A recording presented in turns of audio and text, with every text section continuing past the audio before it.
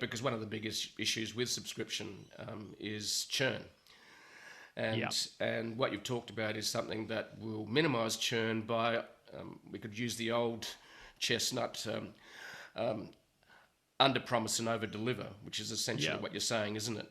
So give us some examples of that. Let's say someone signs up to a education type program. They spend $50 a month. We got the likes of Digital Marketer does this.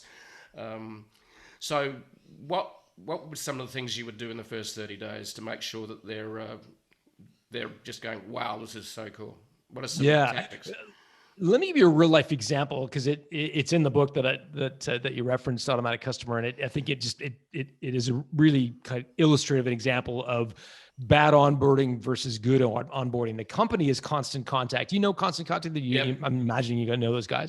Gail Goodman was the CEO at the time, and they used to be run by a bunch of engineers. And so when people signed up for Constant Contact service, they took a who, what, when approach to onboarding, meaning the first thing they prompted you to do once you'd sign up for a free Constant Contact or 30-day trial or whatever, they say, great, we're going to help you send an email to your customers and prospects. Who do you want to send it to? Because they were engineers thinking in a very linear fashion.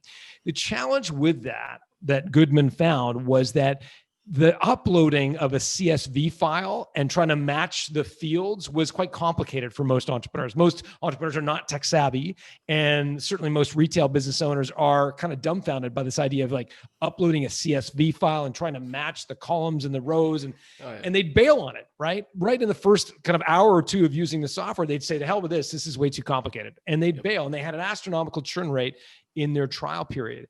And so Goodman retooled and worked with the engineers and said, you know what, guys, we got to think about this differently. We got to think more creatively about the onboarding process. What if we take a what, who, when approach to onboarding? In other words, instead of asking them to upload their CSV file, why don't we have them design their first email?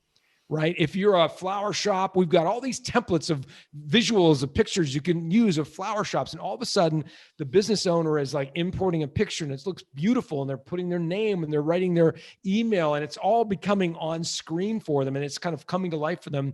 And they're becoming more and more emotionally attached to both the software and the idea of sending that email. Right. And once they'd created a draft of the email, only then did Goodman say, okay, guys, now step 2 is we got to figure out who to send this to, right? And this is kind of a kludgy, messy process. You've got to upload this thing. We can help you. Here's our 800 number. But by that time, they had the intestinal fortitude, the equity, the investment in the relationship to get over the speed bump associated with uploading the CSV file. And so again, this may sound really trivial as an example, but it's the kind of choreographing that smart companies think about when it comes to onboarding. It's that level of detail so that you can really nail the customer experience up front. Long story short, Goodman nailed that form of onboarding, dropped her churn rates, ultimately became a very successful company as a result.